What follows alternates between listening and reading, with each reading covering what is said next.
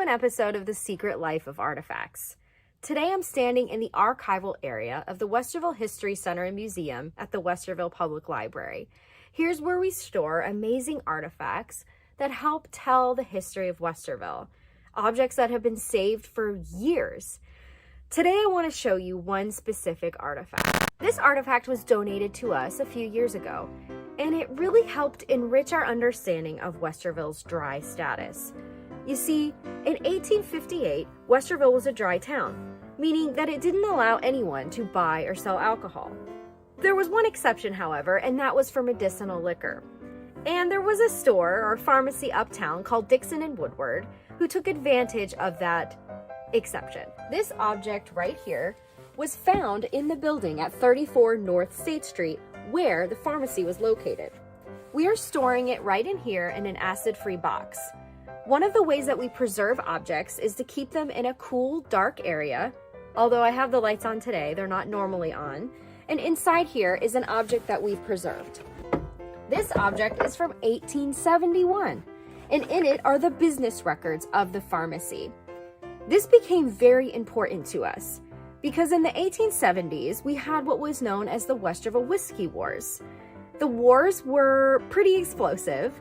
The town made it very clear that they didn't want a saloon in town. But what's very fascinating is that they were still buying liquor. And I want to open this up and show you some of the business records because this really helps paint the full picture of Westerville's dry status. According to the ordinance, you had to have a prescription from a regularly prescribing physician in order to get alcohol. So in the records, you see lots of doctors, but you also see just prominent townspeople who were assuming had a prescription. Here we say Westerville, Ohio, September 20th, 1871. And right from the get-go, we see a very prominent townsperson, Mr. Westerville, buying gin. We see a Dr. Saunders buying whiskey. William Hanby, who was a descendant of Bishop William Hanby, buying alcohol. He was a doctor in town. Here we see Dr. Newcomb getting rum and whiskey. Here we see a Mr. Andrus getting gin, bitters, and whiskey. So the question becomes, how sick was the town of Westerville if they needed all this alcohol?